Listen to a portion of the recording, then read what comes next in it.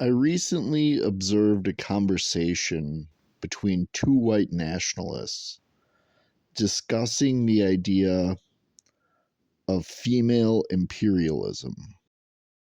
The first thing this made me think of was the glaring amount of overlap between racial identity and MGTOW. But really, I think the idea of female imperialism is an excellent way to describe the concept of female expansionism. And I'm not sure if it's because of the term that was used, but it immediately made me think of the relationship to Japan. The idea of women expanding their market share cannot occur by developing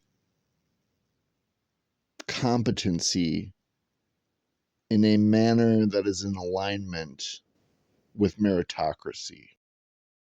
So the only way to expand the female role is a revocation of accountability. I really do think that Japan is the nation that leads the entire world in terms of accountability.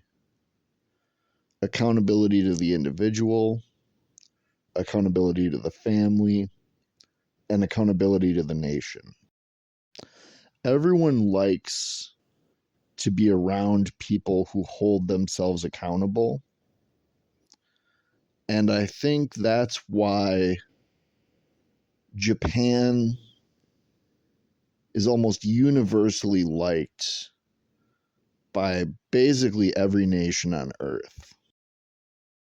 I think you would have a difficult time finding a country where you could poll people and the result would be the world would be better off without Japanese culture.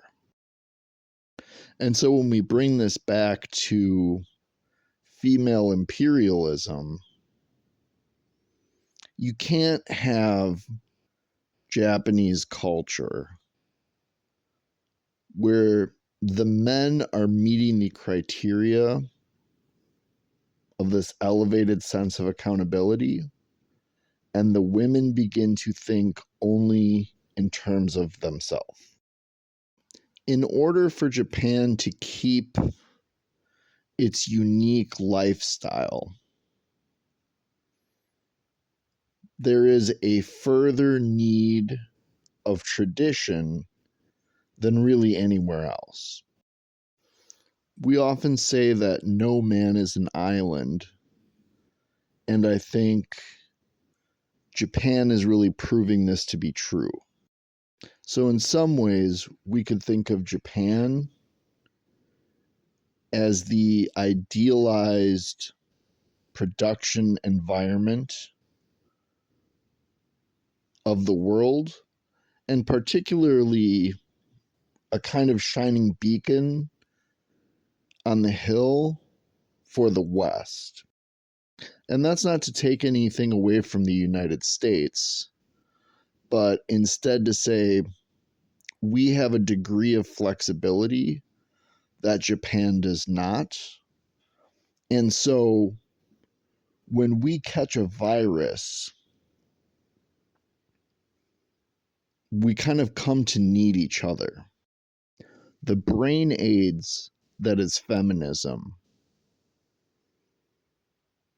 is deteriorating Japan slower than the United States. But I think that Japan doesn't have the degree of flexibility to solve the problem that the United States has. So we can look to Japan to remember that which we used to have, and Japan can look to us for a server patch. that once we solve the problem, that fix can become the new tradition. I think a good way to look at this in terms of a microcosm is the perception from the general society between hikikomori and MGTOW.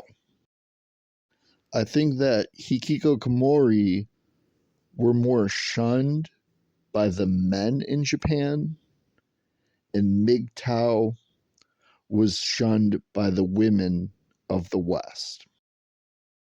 And so we were looking at MGTOW as trying a new fix to a new problem.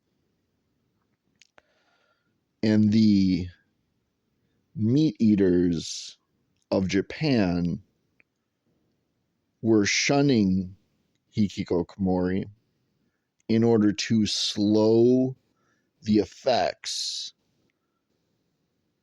that the disruption of the family unit was having. Personally, I don't think there is a problem with either of these approaches, as it offers two different perspectives